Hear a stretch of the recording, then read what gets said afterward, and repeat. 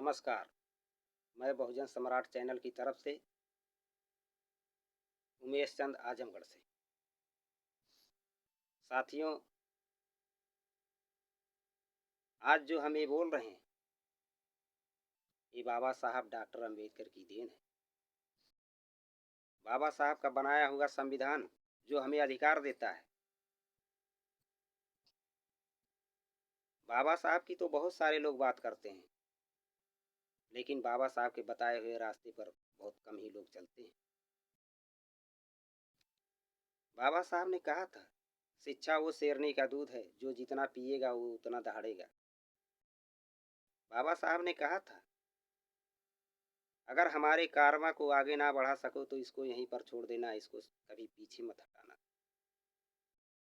बाबा साहब ने ये भी कहा था, जुल्म करना जिस तरह से पाप है,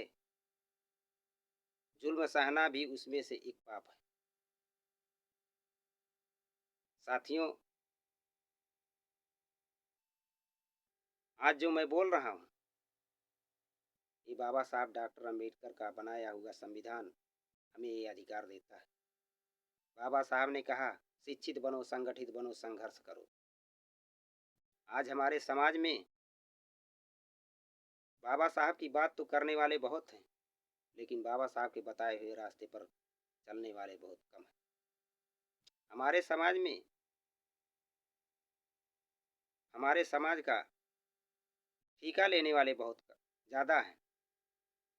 ठेकेदारी करने वाले बहुत ज़्यादा हैं, जो अपने स्वार्थों के लिए ठेका लेते हैं और फ़ायदा लेकर समाज से पीछे हट जाते हैं। साथियों, इस बात को समझना चाहिए हम लोगों को। बाबा साहब ने ये नहीं सोचा कि मुझे ये अपने और अपने परिवार के लिए काम करना है। अगर बाबा साहब चाहते तो अरबों खरबों में रहते, लेकिन बाबा साहब जब अरबों खरबों में रहते तो बाबा साहब को आज कोई नहीं जान पाता और ना बाबा साहब को का कोई नाम लेता। साथियों, मैं बताना चाहता हूँ, बाबा साहब डॉक्टर अंबेडकर ने SC ST OBC सारे लोगों के लिए किया है। सारे लोगों को अधिकार दिया है, लेकिन उसमें हमारे समाज के लोग ही बाबा साहब को मानते हैं और सम्मान देते हैं। बाकी अदर कास्ट के लोग बाबा साहब को उतना सम्मान नहीं देते। सिर्फ दिखावा उनके अंदर है कि हम बाबा साहब को मानते हैं। जब चुनाव का समय आ जाता है तो बाबा साहब की प्रतिमा पर जाकर माला पहनाते हैं, और उसके बाद जब तक चुनाव नहीं आता है तब तक बीच में कभी वो बाबा साहब की ना बात करता है, ना प्रतिमा पर माला पहनाता है। ये सिर्फ वोट के लिए करते हैं। साथियों, इसको समझना चाहिए, इसको समझने की ज़रूरत है। आज बाबा साहब डॉक्टर अंबेडकर ने हमें वोट का अधिकार नहीं दिया होता तो हमारे पास कोई नहीं आता, ना हमें कोई पूछता।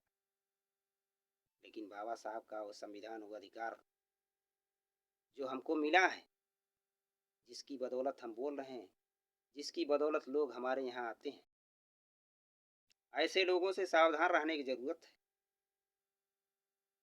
आपकी और हमारी भी जिम्मेदारी बनती है, सबको बताएं, सबको समझाएं। क्योंकि जब किसी संगठन को चलाना होता है तो तमाम तरह की सामने परेशानियां आती हैं और परेशानियों को झेलना पड़ता है। अगर उस परेशानियों से हम दूर भाग जाएंगे तो हम संगठन को नहीं चला पाएंगे। संगठन को बनाना बहुत आसान है, लेकिन संगठन को चलाना बहुत कठिन है। साथियों, जब भी कहीं रैलियां होती हैं बहुजन समाज की, तो हमारे समाज के लोग रैलियों में ज़्यादा जाते हैं। क्या जब सरकार बनती है तो केवल हमारे समाज का ही काम होता है? फायदा तो सारे समाज के लोग लेते हैं, तो फिर और लोग क्यों नहीं जाते? हमारे समाज में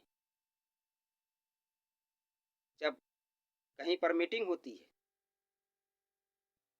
तो हमारे समाज के लोग ज़्यादा इकट्ठा होते हैं और बाकी समाज के लोग गिने चुने लोग ही जाते हैं। हमारे समाज के लोग कुर्सियाँ और दरी बिछाने का काम ज़्यादा करते हैं, बाकी समाज के लोग सिर्फ बैठने का ही काम करते हैं। क्या हमारी यही जिम्मेदारी है? हमारे समाज के लोग मीटिंग में जाते हैं, जब समय आता है तो उनका टिकट काट दिया जाता है, उनको टिकट नहीं मिलता है। दूसरे समाज के लोग आते हैं, उनको टिकट दिया जाता है।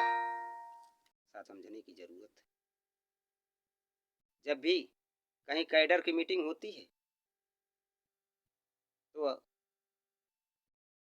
हमारे समाज के लोगों को पदाधिकारी ना बनाकर दूसरे समाज के लोगों को पदाधिकारी बना दिया जाता है और ऐसे व्यक्ति को बना दिया जाता है जो अपने समाज से 10-20 लोगों को भी उस मीटिंग में नहीं ला पाता है।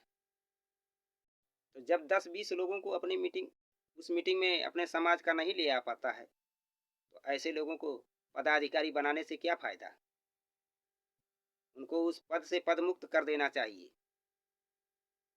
और जब रैलियाँ होती हैं बहुजन समाज पार्टी की, बहुजन समाज के लोग